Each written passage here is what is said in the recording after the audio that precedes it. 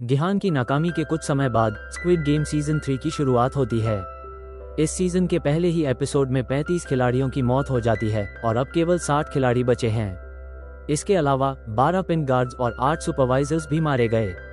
Games और frontman की क्रूरता अपने चरम पर है। पिन गार्ड्स प्लेयर 456 के ताबूत को दफनाने के लिए वापस ले जा रहे हैं। गिहान इतना टूटा हुआ है कि वो उनसे गिड़गिड़ाकर कहता है, मुझे भी मार दो, लेकिन उन्हें कोई जवाब नहीं मिलता। अब उसे सिर्फ तभी खुला छोड़ा जाता है जब वह गेम में हिस्सा ले रहा हो, बाकी समय वो कैद में रहता है। दूसरे खिलाड़ियों से उसे पता चलता है कि देहो हुआ प्लेयर 388 के पास हथियार थे, लेकिन वो डर के कारण पीछे हट गया और बाकी खिलाड़ियों की मदद नहीं कर पाया। शुरुआत में गिहान को ये सब पागलपन लगता है, लेकिन जल्द ही वो खुद बेहद खतरनाक इंसान में बदल जाता है। अब सिर्फ उसकी नजरों से ही देजो डरने लगता है। ली जंग जे की एक्टिंग इस एपिसोड में बेमिसाल थी। गुस्से से लेकर दुख तक सब कुछ उन्होंने सिर्फ चेहरे के एक्सप्रेशन से दिखा दिया। अगली गतिविधि एक तरह की छिपन छिपाई का नया रूप होती है। शो की क्रूरता को दिखाने के लिए विद्रोहियों की लाशों को लटका दिया जाता है ताकि बाकी खिलाड़ी उन्हें देखते हुए एरेना तक जाएं। ये सामान्य छिपन छिपाई नहीं है। प्रीव्यू में हम देखते हैं कि खिलाड़ी एक रंग चुनते हैं। जब वे गम्बॉल मशीन के पास आते हैं, रंग तय करता है कि वे रेड या ब्लू टीम में हैं। ब्लू टीम छिपती है और रेड टीम को 30 मिनट में उन्हें ढूंढकर मारना होता है। ब्लू खिलाड़ियों को दरवाजे खोलने के लिए चाबियां मिलती हैं। रेड खिलाड़ियों को चाकू मिलते हैं। इसी वजह से एपिसोड का नाम कीज एंड नाइव्स रखा गया है। यदि रेड टीम एक भी ब्लू खिलाड़ी को नहीं मारती तो रेड टीम का एक सदस्य मारा जाएगा। कम से कम शब्द अहम है, वे ज्यादा भी मार सकते हैं। रेड टीम आपस में एक दूसरे पर हमला नहीं कर सकती। कोई भी गेम शुरू होने से पहले टीम बदल सकता है। देहो अपनी पूरी कोशिश करता है, लेकिन किसी से अदला बदली नहीं कर पाता और ब्लू टीम ड्रॉ करता है। उधर गिहान रेड टीम लेता है और वह अब देहो में दिलचस्पी लेने लगा है, जिससे देहो की मुश्किलें और बढ़ जाती हैं। उनकी हार का जिम्मेदार होता है प्लेयर 388। एक दृश्य में बुजुर्ग जोंग डे प्लेयर 100 प्लेयर 456 के पास जाकर टीम बदलने की कोशिश करता है। ये दृश्य मजेदार लगता है और उसकी हिम्मत भी। इस एपिसोड में एक और डरावनी बात सामने आती है। प्लेयर 124 प्लेयर 333 की मदद लेने की सोचता है, जो बहुत ही रहस्यमय और डरावना व्यक्ति है। मांगी अपनी साथी जानी को कहता है कि वो छुपी रहे और सब खत्म होने के बाद वो उसे ढूंढेगा, लेकिन क्या वो सच में उसे बचाएगा? यही देखना बाकी है। गुस्से से भरे गिहान के हाथ में चाकू है। वो देजो को देखता है और कहता है, ये सब तेरी वजह से हुआ। रेड टीम को अब हमला करना है, लेकिन गिहान की आंखों में कुछ और ही है।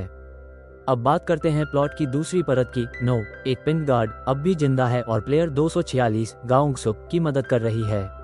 सीजन 2 में हमने देखा था कि नो ने उसे बचाने के लिए गोली चलाते समय जानबूझकर ऐसे जगह निशाना साधा था जिससे वो मरे नहीं। अब वो पिन गार्ड्स और अंगों की तस्करी करने वाले लोगों को धोखा दे रही है। वो डॉक्टर को आदेश देती है कि प्लेयर 246 का इलाज करे और खुद का खून देने के लिए भी तैयार रहती है। कैप्टन पार्क असल में फ्रंटमैन का एजेंट है। ये बात डिटेक्टिव हवांग जानहो और मिस्टर चोई को पता चलती है। अब वे लोग उस द्वीप को ढूंढने की कोशिश कर रहे हैं जहां ये गेम हो रहे हैं। एपिसोड 2 द स्टारी नाइट एक नया और बेहद डरावना हाइड एंड सीक गेम दिखाता है, जिसमें कई मुख्य किरदार मारे जाते हैं। हुनू अपने दोस्तों को बचाने के लिए खुद को कुर्बान कर देती है और योंग को गार्ड्स गोली मार देते हैं जब उसकी माँ उसे बचाने आती है। अब जो एरेना दिखाई जाती है वो एक भूल भुलैया जैसी संरचना है, जिसका डिजाइन MC एशर से प्रेरित है। नीली टीम को चाबियां खोजकर भागना है, जिससे गेम में एक सस्पेंस जुड़ता है। गिहान, जिसे नैतिक रूप से मजबूत माना जाता था, अब देजो को बेरहमी से मार डालता है। अब खेल सिर्फ जिंदा रहने का रह गया है। इसी एपिसोड में सियोन नायो नामक शेमन की मौत भी होती है। नो और गाउंग सुक की कहानी भी साथ साथ चलती है। Episode 3 it's not your fault अब खिलाड़ियों को वोट करना है कि वे गेम छोड़ना चाहते हैं या पैसों के लिए खेल जारी रखें। जिमजा इंसानियत की आवाज बनकर उभरती है। वो सभी से अपील करती है कि गेम छोड़ दें, खासकर जानही और उसके बच्चे के लिए। ये सीन बेहद इमोशनल है। गिहान, जो अब तक खुद भी टूट चुका था, जिमजा की मदद से अपनी असली वजह याद करता है। वो जानही और उसके बच्चे को बचाना चाहता है, लेकिन तभी जिमजा आत्महत्या कर लेती है, जिससे सभी खिलाड़ी चौंक जाते हैं। अब नया गेम शुरू होता है, जंप रोप रस्सी कूद, जो सीजन 1 के ग्लास ब्रिज जैसे ही जानलेवा है। मिनिसू की बेरहमी की वजह से सैमजू की मौत हो जाती है। एपिसोड एक ऐसे मोड़ पर खत्म होता है जहां जानही का बच्चा एक गड्ढे में गिराया जाने वाला होता है और गिहान उसे बचाता है। अगला एपिसोड, क्योंकि ये गेम्स VIPs के लिए ही होते हैं, इसलिए वे इन प्रस्तुतियों में अहम भूमिका निभाते हैं। इनका एक गहरा रूपकात्मक उद्देश्य होता है, लेकिन इनका कार्टून जैसी शक्ल और अजीब व्यवहार ध्यान भटका देता है। इनकी अंग्रेजी बेहद अस्वाभाविक, कठोर और बनावटी लगती है, फिर भी ये सभी अंग्रेजी बोलते हैं। इसी एपिसोड में कांग एम के द्वारा बोले गए दो सुंदर, सच्चे और दिल को छू लेने वाले संवाद वीआईपीएस के गुस्से और असहज प्रदर्शन से मीलों आगे थे। शायद निर्देशक कुछ जरूरी पकड़ने में चूक गए, या शायद वीआईपीएस खुद को बेवकूफ समझ रहे थे जब वे अपनी सुनहरी मास्क और ब्लैक टाई में आइज वाइट शर्ट जैसी पोशाक पहनकर खेल देख रहे थे। एक अंतर्मन की भावना कहती है कि कुछ तो गलत है। विद्रोही गार्ड नो अब उस द्वीप को छोड़ने की तैयारी कर रही है। उसके साथ है गाओंग सुक, जिसकी जान उसने पिछले एपिसोड में बचाई थी। वो सब लोगों से आग्रह करती है कि यदि वे इस दुनिया से बाहर जाना चाहते हैं तो नो को पढ़ें, भले ही वो गंभीर और कठिन हो। वो कहती है कि अब जबकि वीआईपीएस यहाँ है, वो अपने बॉस के लिए मुश्किलें खड़ी कर सकती है। इसलिए वो गिड़गिड़ाती है, धमकाती है और मिन्नत करती है कि उसे और गाओंग सुक को नाव से भागने दिया जाए। अंत में हम वापस जाते हैं जानहो की उस खोज में, जिसमें वह स्क्विड गेम्स वाले द्वीप का पता लगाने की कोशिश कर रहा है।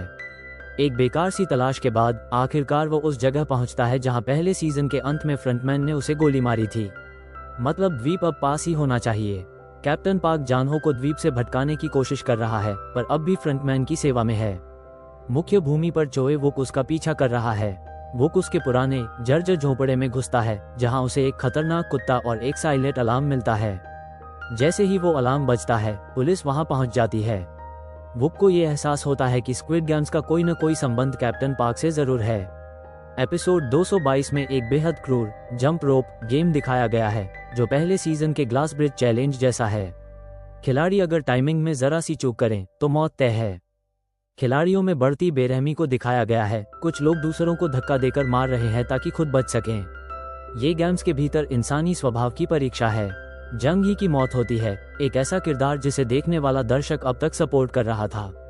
इससे कहानी और ज्यादा अंधेरी हो जाती है और ये दिखाया जाता है कि इंसानियत में अब कुछ भी शेष नहीं। जीहोन का नैतिक धरातल हिलता है जब फ्रंटमैन उसे एक डील देता है, बचे हुए खिलाड़ियों को मारो, बच्चे को बचाओ और इनाम की राशि जीत लो। ये प्रस्ताव उसकी आत्मा को झकझोर देता है। फ्रंटमैन के इरादे और उनके पीछे छिपी शर्मिंदगी भी सामने आती है। वो जीहोन को भ्रष्ट करना चाहता है। इस बीच जानहो की जांच और नो की आंतरिक लड़ाई इन घटनाओं को और गहराई देती है। संभावित गुटबाजी और विश्वासघात की ओर इशारा होता है। वीआईपीएस की मौजूदगी अभी भी शो का कमजोर हिस्सा है। उनकी एक्टिंग नकली लगती है और संवाद अजीब। लेकिन एपिसोड एक शॉकिंग ट्विस्ट के साथ फाइनल गेम की जमीन तैयार करता है, एक और जानलेवा गेम, और शो नैतिक दृष्टिकोण से और भी अंधेरे में उतर जाता है। जीहोन को एक छुरा मिलता है और फ्रंटमैन उसे सुझाव देता है कि बाकी खिलाड़ियों को मार दे, लेकिन उसकी आत्मा ऐसा करने से रोकती है। फ्लैशबैक में दिखाया गया है कि फ्रंटमैन खुद एक समय स्क्विड गेम का विजेता था और उसे भी ऐसा ही प्रस्ताव मिला था। अब वो जीहोन को देखता है और महसूस करता है कि शायद हर इंसान इतना नैतिक पतनशील नहीं होता। गार्ड नो फोरमैन को टक्कर देती है और गाओंग सुक का रिकॉर्ड मिटाने की कोशिश करती है। एक जबरदस्त लड़ाई के बाद वो फोरमैन को हरा देती है।